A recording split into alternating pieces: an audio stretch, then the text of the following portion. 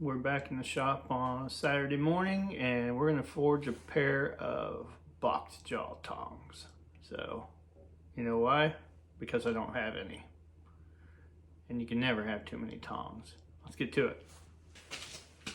Let's fire up the monster dragon.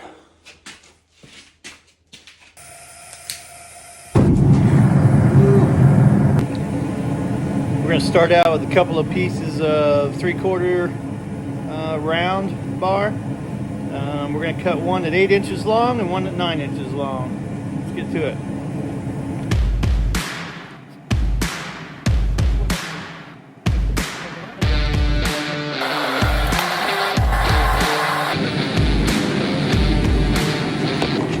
Almost forgot my safety glasses. There. Now we can cut stuff and throw sparks.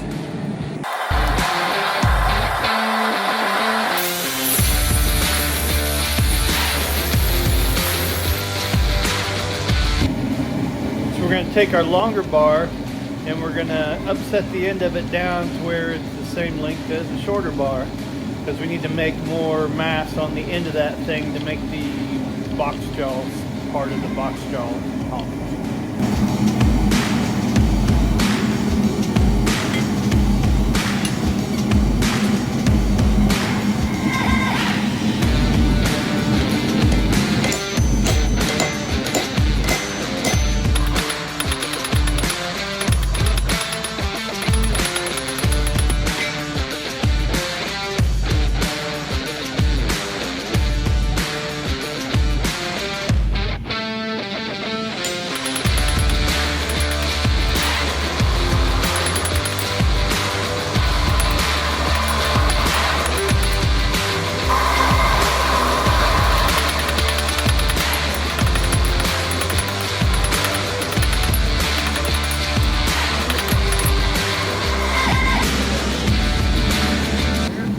Pretty close. About a 1/4 inch more upset.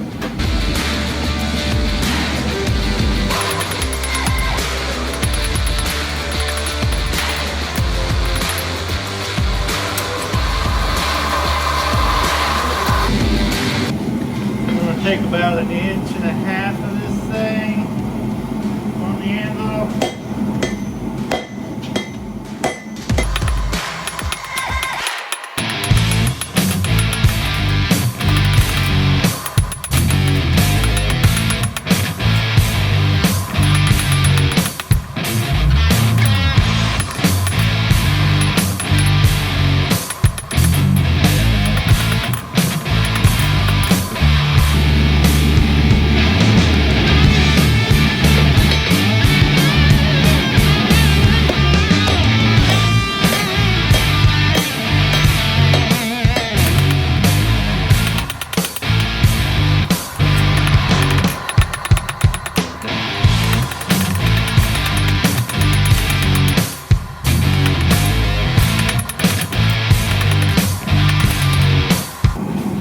We're going to use the guillotine tool here in the attachment they call the butcher,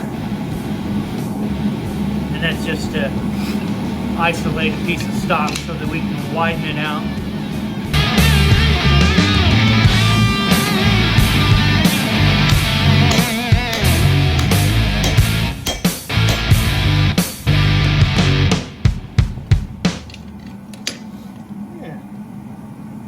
Put those little pooches in there. Now I can flatten that, widen that thing out without widening this out too.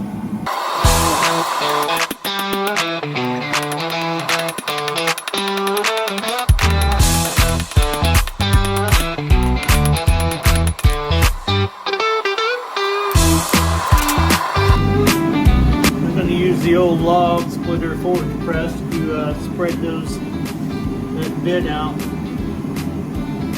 I could do it by hand. This is a lot easier.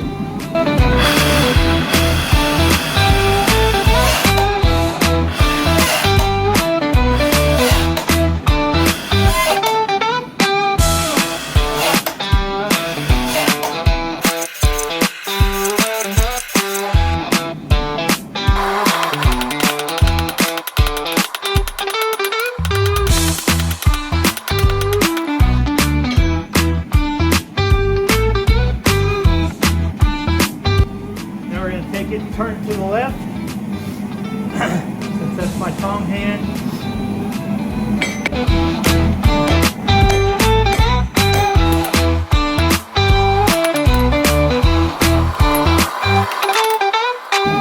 So I kind of made a mistake here. I shouldn't have started spreading this out before I got this boss flattened in here, because I can't do half on, half off blows right here because I already spread it out. But we'll get by. We'll make it work.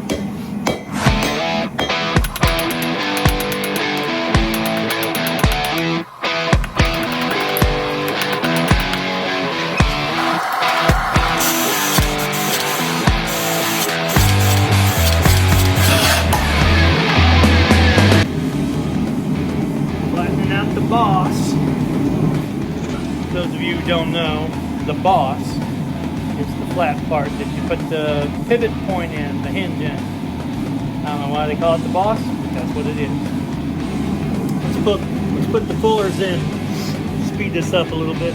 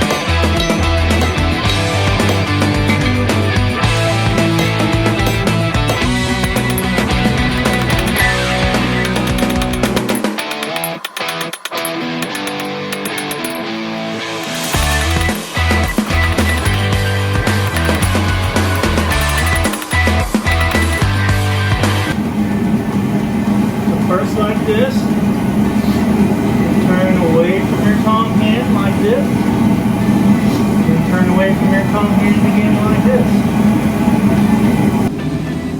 So now we're going to use the homemade forge press to start drawing out the reins.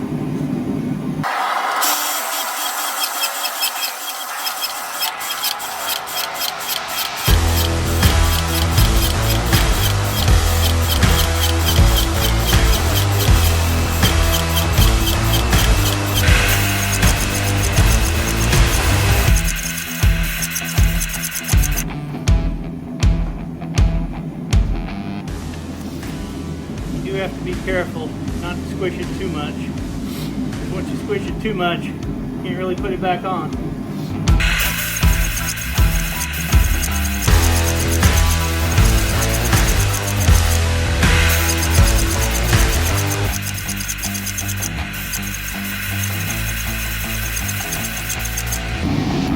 If you're just messing around with blacksmithing as a hobby like I am, and you get a chance you find on Marketplace or somewhere, or really even buying one brand new,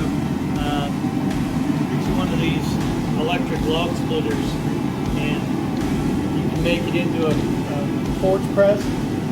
This one's like a 6-ton, and you know, that's not real big, but like it'll move a lot of metal, and it's one of the handiest things that I had bought. If not, I would probably lose interest in blacksmithing. Having to draw out a 3/4 down into a, I don't know, 5/16 or something round. Like, you'd spend hours just swinging that hammer. You know, back in the day, the old blacksmiths, they would have strikers. So they have a couple young, strong kids swinging the big sledgehammer for them. So, you know, that was kind of like their forge press. And the kids learn the trade as to, you know, where to hit and everything as they're going, and they would do years and years of just swinging the hammer, probably before the blacksmith would let them actually make stuff on their own. But since I don't have strikers, my son's only 9, he can't hardly swing a sledge, Woody for very long. He quit pretty soon. And so anyway, this forge press has been just absolutely invaluable to me. So get a chance to make one of those. If you can't afford an actual forge press or a power hammer or something like that, or if you're just hobbying and you don't want to spend $20,000 or $30,000 on it, like, that's an awesome solution right there. Let's get back to it.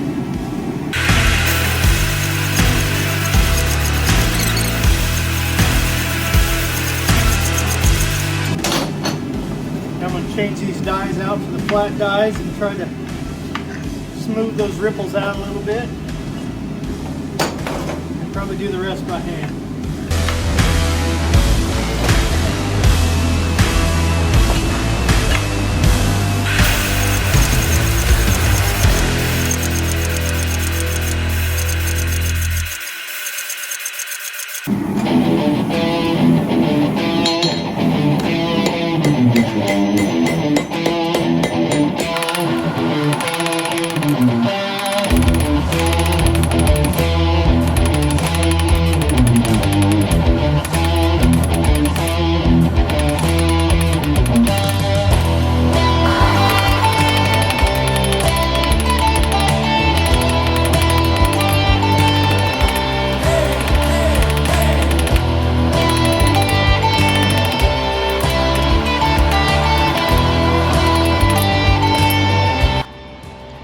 So that piece of 3/4 inch bar went from that to that.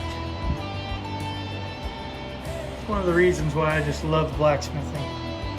Like, you get to create stuff. Yeah, it's kind of slow going. It takes a long time to make stuff.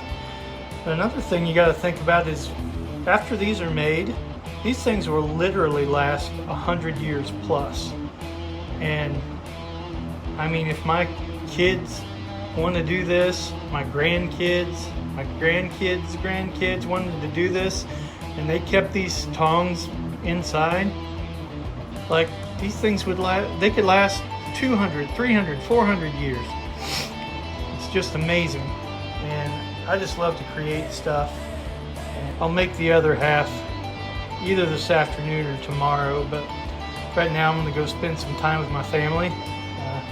I have a habit of getting into hobbies and then kind of obsessing with them, and I have to remember to try to balance my family also and spend some time with them. So do a little filing on these reins while I'm waiting for the other piece to heat up.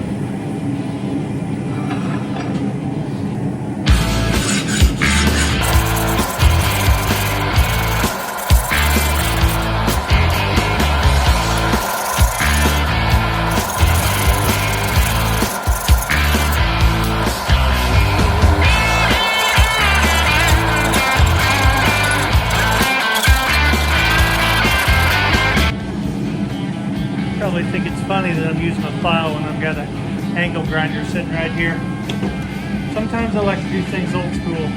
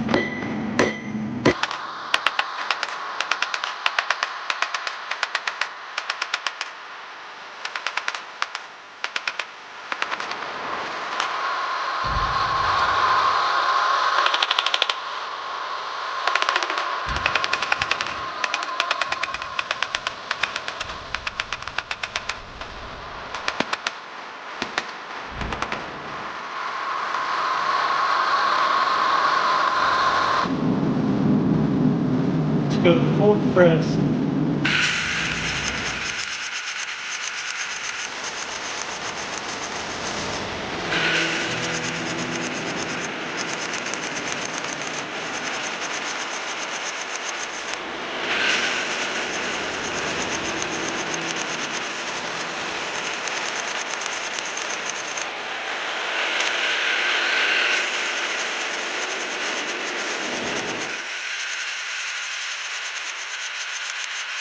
Now we're going to go square, octagon, round.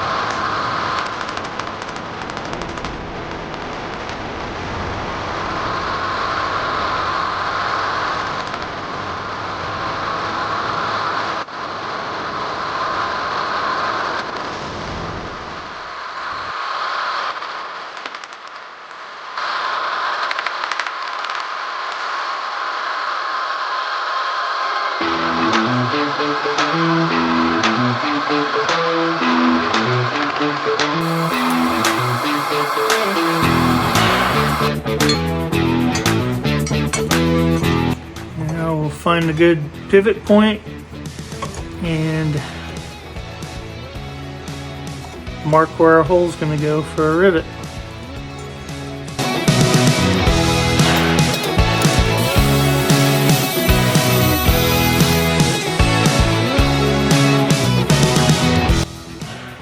We can take our caliper and see what this is. I think it's 5/16.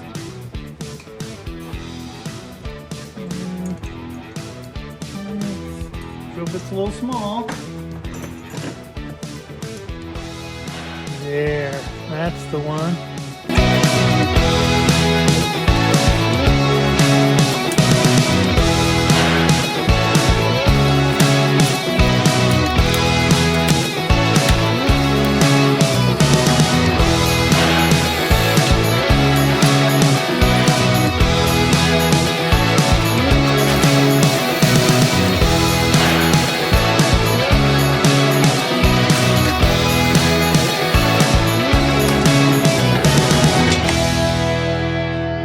Got a little hot. I think that bit's dull.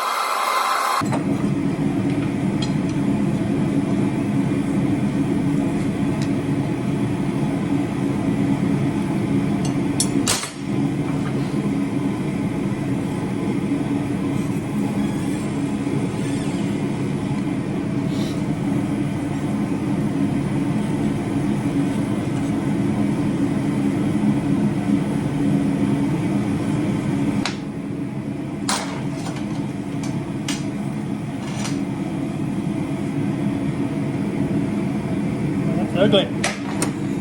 Ugly and hot.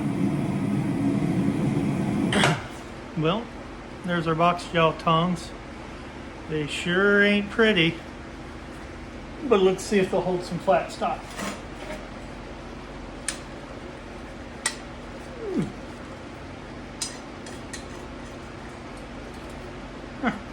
They hold flat stock perfectly.